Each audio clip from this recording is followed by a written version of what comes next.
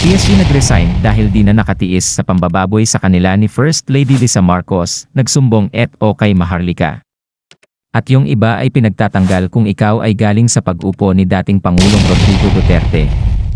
Panay party daw sa loob ng Malacanang, hindi na nahiya pera ng gobyerno ang inyong nilulustay.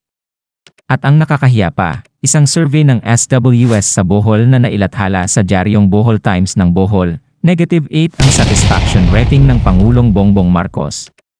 Eto panoorin natin ang vlog ni Maharlika. Niyo pong patuloy niyo pong pagkalampag sa gobyerno. Alam niyo po ba sa PSG, ang dami pong na-relieve. Kaya madami na pong nag-file ng early retirement at nag-resign na po ang karamihan. Ngayon lang po nangyari na tinatanggal ang mga PSG kapag galing sa panahon ni Pangulong Duterte. Pinapalitan po sila pag galing kay Pangulong Duterte. Napakawalang puso. Sana mabilis na po ang pagkawala ng mga utang ginimes sa palasyo. Okay, ilang taon na po kami sa PSG. 2 pangulo na po ang dumadaan sa amin. Pero hindi po kami tinatanggal. Ang mga tao po sa PSG ay tuloy-tuloy ang pagtatrabaho kahit nung panahon ni Noynoy at panahon ni Pangulong Duterte. Ngayon lang po sa panahon ni Marcos Bangag Jr. na kapag nalaman na ikaw ay galing sa panahon ni Duterte ay pag-iinitan ka o tatanggalin ka. So ang message ko naman sa kanya, kahapon pa ito Wednesday ba? Ano ba ngayon? Anyway, sabi ko, hello po, ano nangyari? Sabi niya, nalulungkot lang po kasi ako kasi ang dami nang napapalitan na tao sa PSG. Kaya po kapag nanonood po ako ng mga live ninyo, sabi niya, sana po magkaroon ng katarungan ang lahat ng sundalong nakakaranas ng sama ng loob dahil sa patuloy na paggigipit nila. Wala na pong kadating-dating at kasigla-sigla ang PSG. Alright. Okay. Okay. Sabi ko, okay. Well, ito naman siya, baka malaman nila. Wala na po yung blanco sa PSG ngayon. Actually, lumabas na po kami. O siya din. Lumabas na po kami sa PSG. Dahil hindi na po namin kaya ang patakaran ng Marcos Bangag. Sabi ko, ano po, nag-resign ba kayo? Ano pong naranasan ninyo? Sabi niya, nag-file na po kami ng retirement, ma'am. Sana po huwag po kayo mapagod. Kayo na po ang tumatayong boses ng taong bayan. So, mga kababayan, coming from this mga sundalo, yung mga lingkod bayan na binaboy ng gobyernong ito. So, actually, may message pa dito. Ito sa email naman. Okay? Hi, Miss Maharlika. I hope this letter finds you in good health and high spirits. Thank you po for fighting for the Filipino people. I am writing to express a matter of grave concern that affects the well-being and morale of the Presidential Security Group or the Presidential Security Command members assigned to the close-in security of the First Family. Okay? The PSG personnel have been subjected to treatment that is both disrespectful and abusive, sabi niya, which undermines their dignity and professional responsibilities. Specifically, the following incidents po: shouting and disrespect of the First Lady Liza Araneta Marcos and the other members of the First Family. There have been multiple instances where PSG members have been shouted at and treated without the respect they deserve as dedicated security personnel. Also po, they are overworked. The security personnel are being overworked, often beyond reasonable hours without adequate rest. Sabi niya. And also inappropriate activities of the First Family and their associates have engaged in excessive partying, halos gabi-gabi po, alcohol consumption, and other inappropriate behaviors in the presence of PSG personnel. Wala po talaga silang kahihiyan. Okay? I hope masabi niyo po ito sa inyong mga followers para malaman. Maraming salamat, Miss Maharlika. Kawawa na po ang ating bayan. Huwag po kayong tumigil. Huwag po kayong tumigil sa pakikipaglaban. Kayo na lang po ang boses namin. Thank you so much. So yun mga kababayan. Okay? Coming from PSG, Presidential Security Group, yung ginagawa nilang pagsisigaw. Alam nyo, di ba, mayroon na tayong expose na may nagpatiwakal, okay? May naggurgur sa kanyang sarili dahil binulyawan, sinigaw-sigawan ni Lisa at kung ano-ano pang mga kababuyan ang ginagawa ng bangag na gobyernong ito. Coming po yan sa mga taong nakakaranas mismo sa loob ng Malacanang na sinisigaw-sigawan ng pamilyang bangag. Okay? Sinisigaw-sigawan, nagurgur daw yung ating signal. Okay naman. Sinisigaw-sigawan, hindi makapahinga ng maayos sa mga PSG, excessive partying, at kung ano-ano pa. Message, umalis na, early retirement na dahil hindi kinakaya ang pangbababoy ng gobyerno ito. Mga kababayan. Okay daw ang signal, sabi ni Jiminishi. Okay? So ngayon, mga kababayan, sobra na nga ang ginagawa ng mga ito. Kaya, tama lang, okay? Na talagang humakbang kayo bilang isang maisip, di ba? Kaya may binasa tayong doktor. Okay? Ngayon, okay. Napalangga. Napakawalang puso ng gobyernong ito. May i-play lang tayong video. Okay. Napakawalang puso ang gobyernong ito. Simula sa what? Sa pulburon. Okay? Simula sa pulburon, sa corruption, sa smuggling. At again, dito sa pinakita natin kanina, ito, napakita ba natin ito? Itong kinagagalit ni Coting, kaya naman na-suspend ng walang due process itong governor ng Bohol at other 69, mga 69 pa na officers, na yung iba daw po ay napatay na yung mga sinuspend o wala na sa pwesto. Saan ka nakakakita na sinuspend? Lumisan na pala. So, dyan makikita nyo mga kababayan sa Maharlika Network at website ng ibang channel na. Sa Buljakan, wala. But anyway, babasahin ko na lang. Noong May 6, 2024, ayan ang nakuha ni Marcos Jr. Negative 8. Okay? Coming from the Bohol Times. Ayun, nakita nyo, May 6. Saan ka nakakita ng presidenteng, well, hindi siya matino, presidenteng bangag. Kasi negative 8 ang kanyang ratings.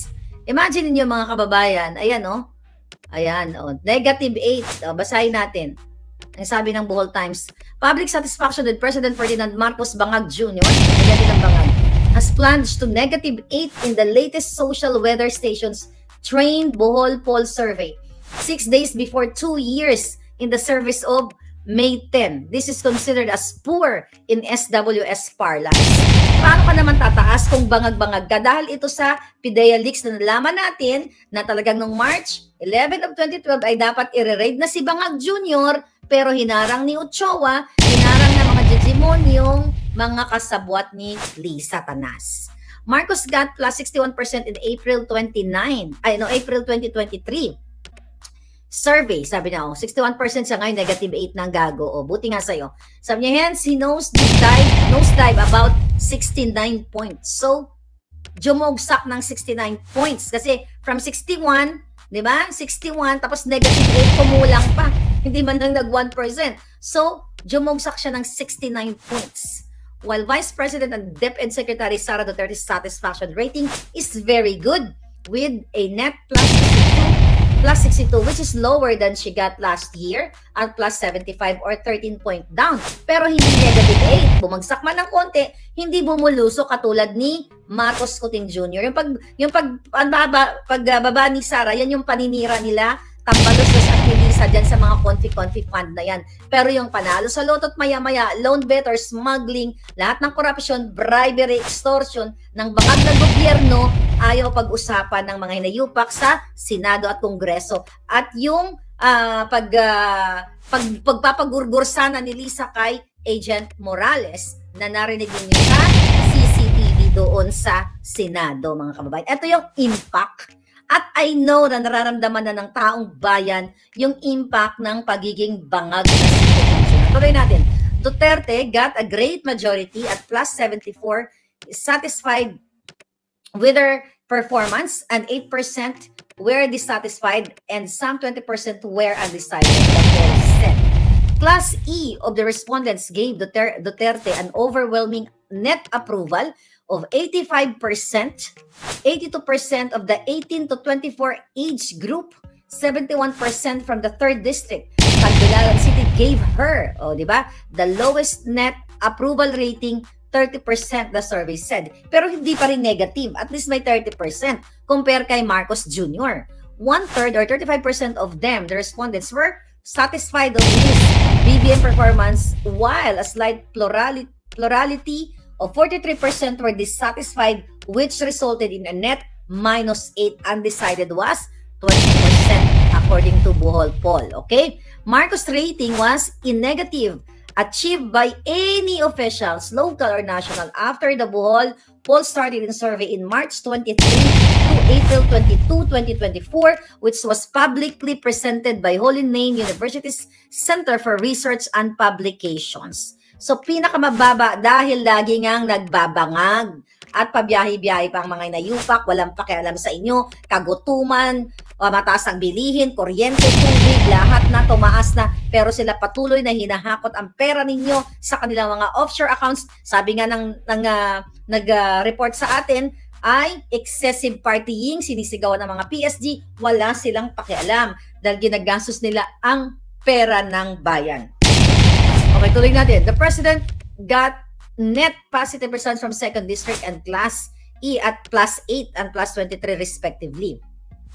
The rest of variables are all in the net negative, and the highest from urban at -24 and the lowest -1 from the age group 16 to 24 years old. Yan. The public presentation was held at the Holy Name University Secondary Audiovisual Hall with Acting Vice President and Administrator Brother Mark Paglinawan. SV University, siguro hindi nagpapabayad itong taong ito, no? Kaya, totoo yung kanyang rating, mga kababayan. Kaya totoo ang rating ng tawag dito, ng puting. So ngayon mga kababayan, mas malupit yung sinabi ng ating sender na grabe ang ginagawa sa PSG. Ano bang ginagawa ninyo, sir, mga ma'am? Binababoy kayo ng gobyernong bangag. Imagine mo, nagre-retire. Nag-early retirement. Di ba? Nag-early retirement. Okay naman yung signal natin. Okay, mga jotang genimis tong mga mga alagad ni Satanas dito Yaman yung mga alagad ni Satanas. But anyway, sabi ni Elma Baalan from New Zealand. Waiting, mag-ano po ka dyan, mag-organize kayo ng inyong hakbang ng maisog. So mga kababayan, kailan pa kayo magsasalita? Mga PSD, yung pamilya nung nagpatiwakal dahil sa binaboy din ni Lisa, itong inayupak na babaeng tong Adictus Benedictus, mga ngamkam, manggigipit, manggugurgur, mangingidnap, smuggler. Wala nang ginawang matino, kundi babuyin ang ating mga magigiting na sundalo. At ngayon, harang pa kayo sa bang. Di ba? So, kumilos na kayo. Ano pang ginagawa ninyo? Imagine nyo, this is not about Duterte. Hindi ito tungkol kay Duterte. Ito ay tungkol sa usaping panglipunan, usaping bayan. Si Pangulong Duterte, na-enjoy na yan yung buhay niya. Ginigipit lang siya nitong mga bangag na ito na walang utang na loob. Pero higit sa lahat, ang pinag-uusapan natin dito, paano ginigipit, tinatanggalan kayo ng hanap buhay. Katulad ng mga mayors and governors na sinususpend nila. Katulad nitong na walang due process, na hindi nagpaliwanag kung ano ang nilabag mo, anong violation, katulad ng Mindanao Development Authority na tinanggal din ang secretary doon. Imagine niyo, once na ito yung red tagging, itong tunay na ina-red tagging talaga na kapag na-associate ka kay Duterte o dati kang nag-work kay Duterte, ano naman kinalaman ng mga PSG, by the way? Ano ang kinalaman ng PSG kung sila ay naglingkod kay Pangulong Duterte nung panahon niya? Sabi nga ng sender natin, ang ating naputing ahas, even panahon ni Noynoy, ay nandoon na sila. Then, inabsorb lang sila nung panahon ni Pangulong Duterte. Kasi gano'n naman yan, alam nga naman, Alangan naman pag nag-change ka ng government, tatanggalin mo lahat ng sundalo at pulis na kailangan magbaw lang magbaw sa'yo, di ba? O mga PSD, hindi po pwede yun. Kasi itong mga PSD na to, itong mga sundalong ito, ginagawa lamang yung trabaho nila. Bakit?